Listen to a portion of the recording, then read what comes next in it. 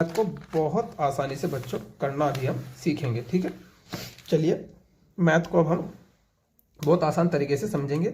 उम्मीद है आप मेरे साथ साथ अच्छी तरह समझेंगे। जो क्वेश्चन बड़े होंगे उनको हम अलग प्रश्न पे करेंगे और जो ऐसे ही हो जाते हैं उनको हम इसी में बहुत आसानी से आपको समझा देंगे। तो देखिए ध्यान से, यहाँ पर पहला क्वेश्चन यानी 41वां क्वेश्चन मैथ का, इसमें दशमलव रूप में बताना है। तो इसका एक मैं छोटा सा आपको तरीका बता देता हूं, उसको ध्यान रखेंगे तो आप सवाल कभी गलत नहीं करेंगे। ऐसा देखिए, जब हम किसी भी संख्या के बटे में 100, 10, 1,00,000, 1,000 या ऐसी संख्या लिखते हैं जिसमें एक के पीछे जीरो लगी हुई हो, तो हमें एक चीज़ याद रखनी होती है कि अगर हम भाग में देखते हैं, हमारे पास दो तरह से आ सकती है, ये भाग में और एक गुना में। तो अगर ये हमारे पास भाग में आती है तो हम जितनी नीचे जीरो होती है उतनी दशमलव लेफ्ट की तरफ चलते हैं, और गुना में होती है तो जितनी जीरो गुना में होती है उतनी दशमलव राइट की तरफ चलते हैं। तो देखिए हमारे पास ये भाग में है तो हम लेफ्ट की तरफ चलेंगे, कितनी दशमलव, जितनी जीरो होंगी। दशमलव इसमें ऊपर दिखाई ही नहीं पड़ रही है, लेकिन किसी भी अंक के दशमलव लास्ट में होती है तो दशमलव यहाँ पर हम मानकर चलते हैं, तो यहाँ पर हमारी दशमलव हो जाएगी। उसके बाद 3 अंक हमें चलना है, तो 1, 2, 3 जीरो है तो 3 अंक चलना है, तो 3 9 कवर हो जाएंगे। देखिए 3 9 सिर्फ इसी में कवर है। ठीक है, ये बात आपको समझ आ गई होगी। चलिए थोड़ा सा मैं इसको क्लोजअप में लेके आता हूँ जिससे आपको और बेहतर ये दिखाई पड़े। ठीक है, अब दिखाई पड़ रहा होगा और अच्छे से। तो देखिए ध्यान से, ये भिन्न का सवाल है और हमें ये दशमलव का सवाल है, भिन्न के रूप में बदलना है। तो ऐसे सवालों को करने के लिए जितनी एक देखिए दशमलव के पीछे अंक गिनते हैं। पहले दशमलव के पीछे 1, 2, 3 अंक हैं, तो जितने अंक होते हैं नीचे एक के पीछे उतनी ही जीरो लगा देते हैं। ठीक, उसके बाद जो नंबर लिखा है उसको बिना दशमलव के लिख लेंगे। ये हमने बिना दशमलव के नंबर लिख लिया। ठीक है, अब अगर ये कटता है तो काटेंगे, नहीं कटता तो नहीं काटेंगे। ये 2 से कट जाएगा तो 2 से ऊपर वाले को मैं काटूंगा तो 2 एकम 2, और 3 कटता है एक बार, 1 बच जाएगा, 2 निम 18, 119, नीचे 1500 बार कट जाएगा तो 119/500 हमारा आंसर हो जाएगा। ठीक, ये बहुत आसान सा है। चलिए इसको देखते हैं। सेंटीमीटर स्क्वायर को मीटर में बदलना है, तो बहुत ध्यान से समझेंगे। जब हम सेंटीमीटर को बदलते हैं तो पहले आप ये समझें कि हमारा 1 मीटर जो होता है वो 100 सेंटीमीटर होता है। इसको उल्टा भी बोल सकते हैं हम कि 100 सेंटीमीटर 1 मीटर होता है, इसको ऐसे भी समझ सकते हैं। तो अब हमें क्या करना है, हम इसको बहुत आसानी से मैं अगर आपको बताऊं तो जब हम मीटर को सेंटीमीटर में बदलते हैं तो गुना करते हैं, और अगर सेंटीमीटर को मीटर में बदलते हैं तो भाग करते हैं 100 से।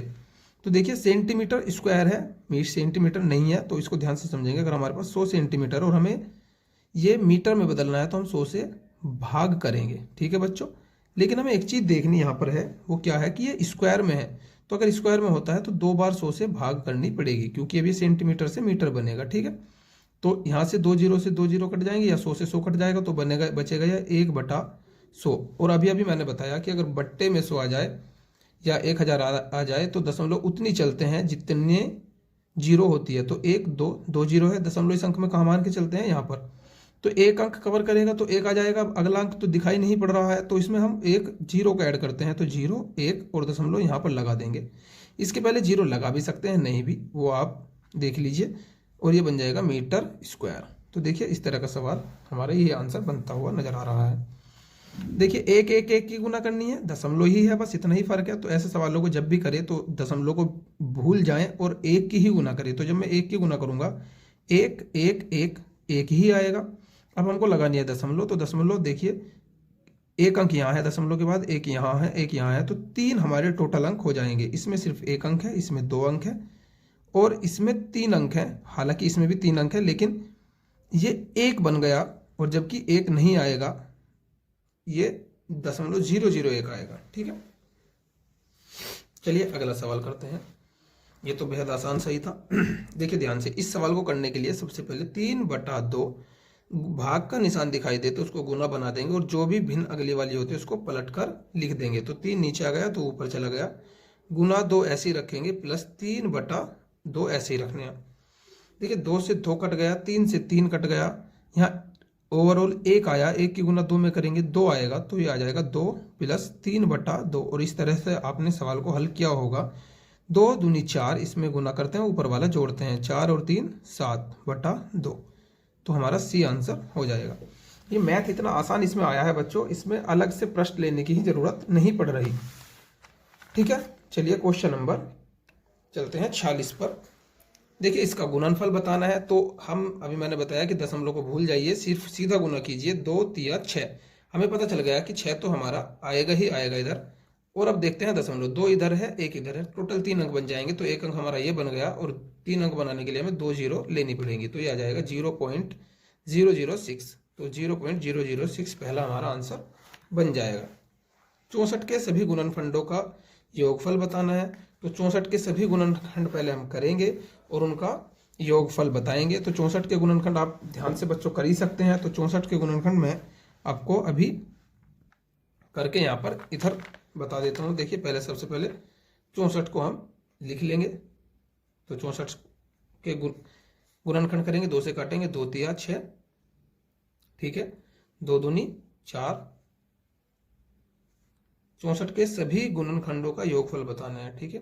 फिर 2 से काटेंगे तो ये कटेगा 16 बार, फिर 2 से काटेंगे फिर कटेगा 8 बार, फिर 2 से काटेंगे 4 बार, फिर 2 से काटेंगे 2 बार, फिर 2 से काटेंगे 1 बार।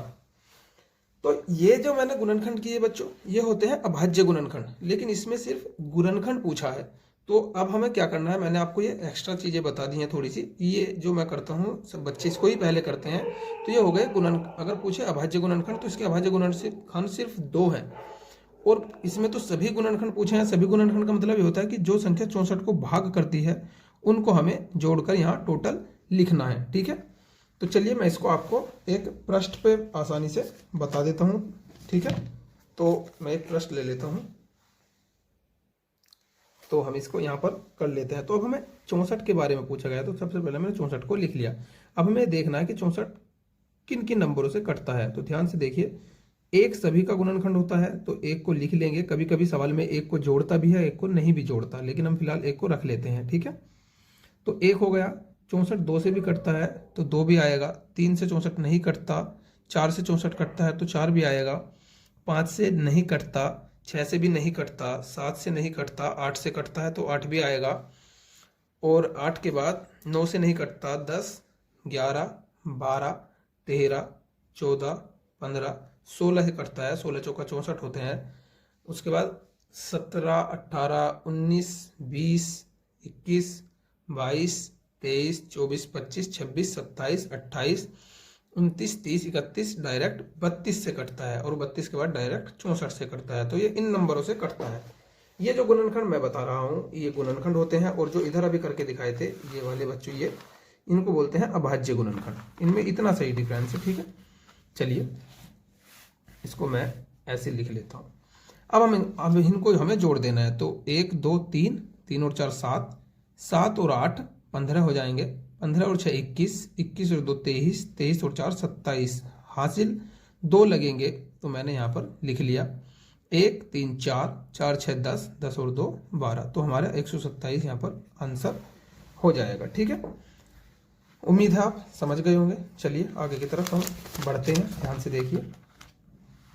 अब हम उसी तरह से अपने क्वेश्चनों पर यहाँ पर आ जाते हैं। फिर से 20 और 30 का सबसे बड़ा सार्व गुणनखंड, तो हमें 20 और 30 का ऐसा गुणनखंड बताना है जो दोनों को डिवाइड करता हो और सबसे बड़ा भी हो। हालांकि 5 भी डिवाइड करता है, 10 भी करता है, ये दोनों तो करते ही नहीं है, तो ये तो होंगे ही नहीं, लेकिन हमें सबसे बड़ा बताना है, तो हमारा 10 आंसर हो जाएगा, ठीक है। अगला सवाल, ये सवाल जोड़ने हैं और ये इसमें से घटाना है। तो जोड़ने के लिए सबसे बेहतर नियम मैं आपको यहीं पर लिखकर बताता हूँ। सबसे पहला नंबर हम यहाँ पर 0.82 लिख लिया। उसके बाद अगला नंबर जब लिखते हैं तो पहले पॉइंट लगाएंगे, पॉइंट के आगे के नंबर को ऐसे लिखेंगे और इधर वालों को ऐसे लिखेंगे। फिर अगले वाले पर पॉइंट लगाएंगे, 2 है, और उसके बाद हमारा इधर 8 0 6 है। ये देखिए तीनों प्लस के हैं, तो पहले तीनों को प्लस कर लेंगे। इधर कोई नंबर नहीं है, तो चाहो तो 0 लगाओ, चाहो तो कुछ भी मत लगाओ या डैश लगा लो, तो मैं 0 लगा के आपको समझा देता हूँ, ठीक है।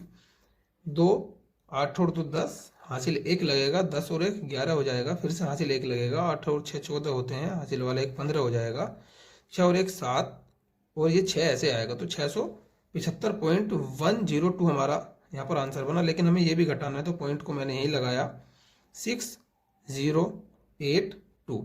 यहाँ पर भी 0 बढ़ा सकते हैं। अब हमको इसको घटाना है तो घटाएंगे, ध्यान से देखिए। यहाँ से यहाँ दही लेंगे 10, 10 में से 2 जाएंगे 8। तो पहला तरीका तो ये होता है जल्दी टाइम बचाने का कि 8 आएगा लास्ट में, तो 8 हम ढूंढ लेंगे लास्ट में कहाँ आया, तो 8 सिर्फ लास्ट में इसमें आया तो हमारा आंसर यही हो जाएगा। लेकिन अगर पूरा करके आपको दिखाना है तो मैं आपको दिखा देता हूँ। यहाँ पर 1 बचेगा, यहाँ से यहाँ दही लेंगे, यहाँ से यहाँ 11, 11 में से 8 जाएंगे, 3 बचेगा, यहाँ 9 आएगा और यहाँ 0 है तो यहाँ से 10 दही लेंगे, 10 में से 10 में से 6 जाएंगे, 4 बचेगा, 10 में ऐसे लगाएंगे, 4, 7 और 6, ये हमारा आंसर हो जाएगा। ठीक है, चलिए अगले सवाल पे। 1 और 11 के मध्य कितनी अभाज्य संख्याएं हैं? तो सबसे पहले अभाज्य संख्या निकालने के लिए अभाज्य संख्या क्या होती है ये हमको पता होना चाहिए। तो मैं आपको बता देता हूँ, वो संख्याएं जो अपने अलावा और 1 के अलावा किसी से भी नहीं कटती उसको अभाज्य संख्या कहते हैं। जो, या आप ऐसे भी समझ सकते हैं कि जो किसी से भी ना कटे उसको अभाज्य संख्या बोलते हैं। 1 को काउंट नहीं करते और 11 के मध्य बतानी है। अब 2 आ जाएगी पहली, अगली 3 आ जाएगी, ठीक है, फिर 5 हो जाएगी, 7 हो जाएगी और 7 के बाद 11 ही है। तो 11 के मध्य पूछा है तो मध्य में तो सिर्फ ये 4 बनती हैं, तो हमारा ये 4 आंसर बी यानी सही हो जाएगा। ठीक है, देखिए इसमें गुणनफल आ गया। अब कुछ बच्चे गुणनफल करने भी लगेंगे। इसके करने के वैसे तो 2 तरीके होते हैं। पहला तरीका ये कि मैं इस सवाल को इसको इस तरह से लिख लेता हूं। देखिए 999 है तो क्या मैं इसको 1000 माइनस 1 लिख सकता हूं? आप कहेंगे लिख सकते हैं जी, बिल्कुल। इसको भी मैं ऐसे ही लिख सकता हूं। क्या लिख सकता हूं कि ये आ जाएगा 10,000 माइनस 1। अब ये गुना करना बहुत आसान हो जाएगा। देखिए इनका गुणनफल हमें करना है तो ये 2 ब्रैकेट बन गए और ब्रैकेटों की गुना कैसे होती है, पहला नंबर उठाएंगे, अगले वाले के इसमें भी और इसमें भी गुना करते हैं। तो करिए, इसकी गुना जब मैं इसमें करूंगा तो 1 के पीछे बस टोटल 0 गिन लूंगा। 3 यहाँ पर है और 4 वहां पर है तो टोटल 7 हो जाएंगी। तो 2 और 3 5 और 2 7, 2 2 4 2 6 और 1 7। उसके बाद मैं इसी की गुना इसमें करूंगा तो माइनस ये 1000 हो जाएगा। फिर अगले वाले में इसकी गुना करूंगा, माइनस के ये 4 0 हो जाएगी और माइनस माइनस प्लस 1 हो जाएगा। ये हमारा बहुत आसान हो जाएगा। अब देखिए ध्यान से, ये माइनस है ये माइनस है, इन दोनों को जोड़ूंगा और इसमें से इसको घटा दूंगा। तो जब मैं इसको जोड़ता हूँ, इसको मैं थोड़ा सा यहाँ पर आपको जोड़ को दिखा देता हूँ, ये रफ कार्य के लिए भी है। तो देखिए 1000 और यहाँ पर ये 10,000 को हमें, ये इसके नीचे 0 हो गई, 10,000 को जोड़ना है तो 0 0 0 1 1, तो ये हो गया 11,000। यानी 1000 और 10,000 को 11,000 मैंने आपको जोड़ के दिखा दी, जबकि आप आराम से भी इसको लिख सकते थे। तो 11,000 को अब हमें इसमें से घटाना है तो इसके नीचे मैंने लिखा 0 0 0 1 और ये 1। घटाइए, 0 आएगी 0 से घटाएंगे 0 आएगी 0 आएगी, यहाँ से यहाँ धन लेंगे 10, 10 में से 1 जाएगा 9 आएगा। अब आप इतना ही करने के बाद इसको समझ सकते हैं कैसे कि 9 के बाद 3 0 लेकिन 1 जोड़ेंगे तो ये बन जाएगा 9 0 0 1। तो 9 0 0 1 इसी में आ रहा है, इसमें भी आ रहा है, तो इसको थोड़ा सा और आगे बढ़ा लेते हैं। 10, देखिए 10 में से गया तो 9, 9 में से गया 8, यहाँ पर 9 9, तो 2 बार 9 8 9 और ये 1 जुड़ेगा तो हम इसको लिख लेंगे यहाँ पर, देखिए प्लस 1 करके। अब मैं इसको पूरा कर देता हूँ, 1 इधर आ जाएगा 0 0 9, ये मैंने इधर पहुँचा दिया, ये 8 9 9, तो हमारा ये आएगा 9 9 8 9 0 0 1, 9 9 8 9 0 0 1, ये सी हमारा आंसर हो जाएगा। ठीक है, चलिए अगले सवाल पर। अगला सवाल थोड़ा सा ठीक ठाक सवाल है, बाकी सब आसान सवाल है, इसको छोड़कर बाकी सब आसान है, लेकिन इसको भी मैं आसानी से आपको समझा दूंगा। आप ध्यान से इसको समझते रहिए, देखिए ध्यान से, बेहद आसान तरीके से मैं इसको आपको अभी करके बता देता हूँ। बस आप तो सवाल को ध्यान से पढ़ लीजिए और बहुत आसान तरीके से कराना मेरी जिम्मेदारी है। ठीक है, देखिए एक डिब्बे में 500 अंडे थे, तो मैंने टोटल अंडे यहाँ पर आपको लिखकर दिखा दिए। हमारे अंडे कितने थे? 500। उनका 3/25 भाग टूट गया, तो 500 का 3/25 भाग जब मैं तोड़ दूंगा तो 25 से इसको काटूंगा, 25 दूनी 50, 25 0 0 20 या 60, यानी कि 500 अंडे में से हमारे ये आएगा सोल्व करके 60। तो 500 अंडे में से 60 अंडे टूट गए तो 60 अंडे घटा देंगे, घटाएंगे तो हमारा क्या आ जाएगा, ये 440 हमारा आंसर आ जाएगा। सॉरी आंसर नहीं, 440 घटा के आएगा। उसके बाद टूटा हुआ निकला तथा कुल का 1/5 भाग मेहमानों ने खा लिया। तो टोटल अंडे कितने थे? 500। ध्यान से देखिए, 500 का 1/5 भाग निकालेंगे जो मेहमान खा गए हैं, 5 से इसको भाग करेंगे तो 100 आएगा। 100 अंडे हमारे मेहमान खा गए हैं। ठीक है, तो 440 अंडे बचे थे जिनमें से 100 मेहमान खा गए, तो 100 को घटाएंगे, ये खा गए 0, 4 और 3, तो 340 हमारा आंसर इसमें ये हो जाएगा। कितना आसान सा सवाल है। ठीक है, उम्मीद है समझ गए होंगे। फिर से मैं इसको ऊपर रख लेता हूँ क्योंकि अब फिर से छोटे छोटे सवाल हैं, तो इसी में करके मैं आपको आसानी से बता सकता हूँ। चलिए अगला सवाल। एक दुकानदार ने 200 की एक दीवार घड़ी खरीदी और उसे 40 के लाभ पर बेच दिया। उस दीवार घड़ी का विक्रय मूल्य क्या हुआ? ध्यान से देखिए, 200 की खरीदी थी, इसको सीपी बोलते हैं बच्चों, जिसको खरीदते हैं उसको सीपी बोलते हैं, और उसे 20 के लाभ पर बेच दिया। तो हमें इसमें 40 का लाभ और लेना है, तो 40 का लाभ लेंगे तो कितने की बेचेंगे? 240 रुपए की। कितना आसान सा सवाल है। ठीक है, अगला सवाल भी इसी के जैसा है, बहुत आसान सा। एक फल विक्रेता ने 1500 रुपए के सेब खरीदे, उन्हें अपनी दुकान पर लाने के लिए 100 रुपए खर्च किए। उसने यह सेब कुल इतने रुपए में बेचे, उसने कितना लाभ अर्जित किया? देखिए, 1500 रुपए के खरीदे थे, 100 रुपए उसने लाने में खर्च करे, तो उसके टोटल खर्च कितने हो गए बच्चों? 1600 रुपए। बेचा कितने में? 2236 रुपए में। तो 1600 रुपए में खरीदा, टोटल जो खर्चा आया उसका 1600 रुपए आया। 2236 रुपए में उसको बेचा, तो कितने रुपए बचे? तो मैं क्या करूंगा, इसमें 2236 में से 1600 हम घटा देंगे। देखिए 6 आ जाएगा, 3 आ जाएगा, 12 में से 6 जाएंगे 6, तो 636 हमारा आंसर आ जाएगा। ठीक है, ये बेहद सा आसान है। अब चलिए इस पे, एक रेलगाड़ी दिल्ली से जयपुर के लिए प्रातः 10:45 पर चलती है तथा जयपुर शाम 3:30 पर पहुंच जाती है। यात्रा का समय बताना है। तो ध्यान से देखिए, मैं अगर 10:45 से 11:45 करता हूं तो 1 घंटा बनता है। आप इस तरह से समझ सकते हैं, 11:45 तक 1 घंटा बनता है। तो ध्यान से देखिए, 11:45 तक 1 घंटा, 12:45 तक 2, उसके बाद क्या बजेगा? 1, 2, 3, यानी 3:45 तक अगर मैं देखता हूं तो 1 घंटा, 2, 3, 4 घंटे बनते हैं। और यह 5 घंटे बनते अगर ये 45 तक जाता, लेकिन 45 तक तो गया ही नहीं, ये तो 30 तक गया। ठीक है, ये बहुत छोटा सवाल है, आप कैलकुलेशन किसी भी तरह से इसको आसान कर सकते हैं, लेकिन मैं आपको आसान तरीके से ही बता रहा हूं। तो 1, 2, 3, 4 घंटे तो हमारे पूरे लगे। ठीक है, 2:45 तक, 2:45 तक हमारे कितने घंटे लग गए बच्चों? 4 घंटे। अब उसके बाद ये 3:30 बजे पहुंचा, तो देखिए 15 मिनट इसमें और जोड़ेंगे हम, तो बन जाएंगे 3 और 30 मिनट ये हैं, तो टोटल मिला के कितनी हो जाएगी? 45 मिनट। तो यानी कि 4 घंटे उसको 45 मिनट टोटल समय लगा। चलिए, दिए गए व्यंजक में लुप्त संख्या बतानी है। अब ध्यान से देखना है हमको, करना क्या है। देखिए इसमें से इन दोनों को जोड़ के घटाना है। ठीक, तो इन दोनों को जोड़े 86 को, और इसमें से घटाएं। तो मैं 86 को जोड़ता हूँ।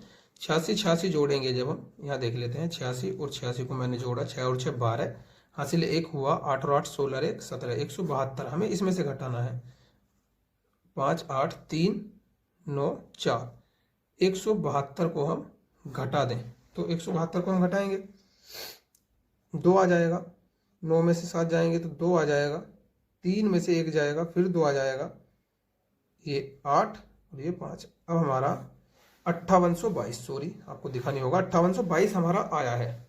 ठीक है, तो अब हमें भी ये देखना है कि इधर 86 की गुना किस नंबर में करें कि हमारा बच्चों क्या आ जाए? 58,222 आ जाए। तो यहाँ पे देखने का तरीका देखिए, आप इसे गुना भी करके देख सकते हो, सभी ऑप्शनों को गुना करके देख सकते हो, लेकिन मैं एक चीज आपको बताता हूँ कि हम जब 86 की इनमें से किसी भी नंबर से गुना करेंगे तो हमारा क्या आना चाहिए?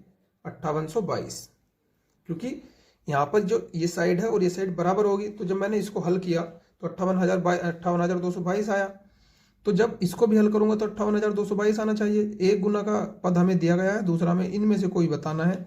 तो देखिए आएगा क्या हमारा? 58,222। तो लास्ट में क्या है हमारा? 2।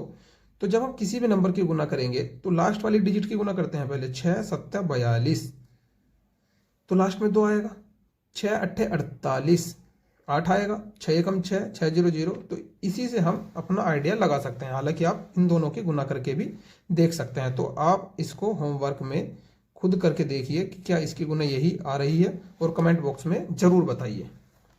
चलिए अगले सवाल पर चलते हैं। ये अगला सवाल आपका क्वेश्चन नंबर 57। एक आयत के सभी अंतःकोणों का योगफल बताना है। तो आयत आप जानते हो, ऐसी आकृति जिसकी आमने सामने की भुजा बराबर होती है। और आप बहुत अच्छे से जानते होंगे, जो तैयारी कर रहे होंगे, कि आयत का प्रत्येक कोण यानी चारों कोण में से प्रत्येक कोण 90 डिग्री का होता है। तो 90 90 90 को जोड़ेंगे तो 4 बार जोड़ के 360 आ जाएगा। ठीक है, आगे देखिए। एक पंचभुज जिसका परिमाप 80 सेंटीमीटर तथा उसकी 4 भुजाओं की लंबाइयों का योग 63 सेंटीमीटर है कि 5वीं भुजा की लंबाई बतानी है। तो बच्चों मैं आपको एक चीज बताता हूँ, जिस भी हमारी कोई भी आकृति हो, कोई भी फिगर हो, अगर उसमें हमारा जो है, ये मैं आपको यहाँ दिखा देता हूँ, कोई ऐसी पंचभुज बना हुआ, देखिए ये हमारा पंचभुज इस तरह से बन जाएगा। तो हमारा पंचभुज में 5 साइड होती हैं, 1 2 3 4 5। तो जिस भी सवाल में या जिस भी फिगर में हमारी साइड होती हैं यानी भुजा होती हैं, उसका परिमाप निकालना होता है। तो उस सब आकृति की सभी भुजाओं का योग कर देते हैं तो हमारा परिमाप आ जाता है। ठीक है, तो इसने परिमाप तो खुद मिला के दे ही रखा है कि 80 आया होगा, सभी भुजाओं को जोड़ा होगा तो 80 आया होगा। और उनमें से 4 का इसने 63 दिया हुआ है, तो बाकी एक भुजा बची।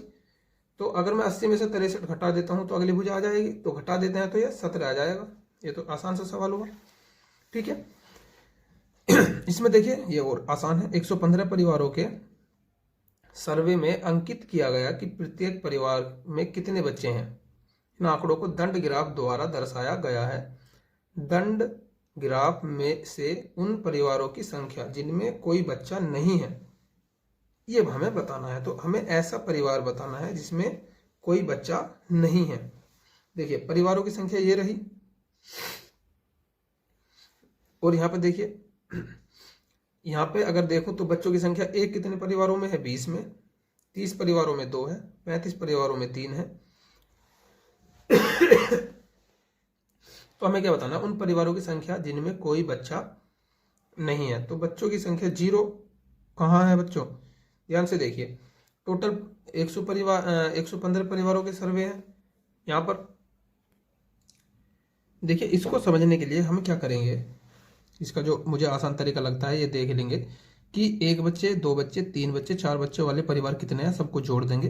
बाकी जो बचेंगे उनमें कोई बच्चा होगा ही नहीं।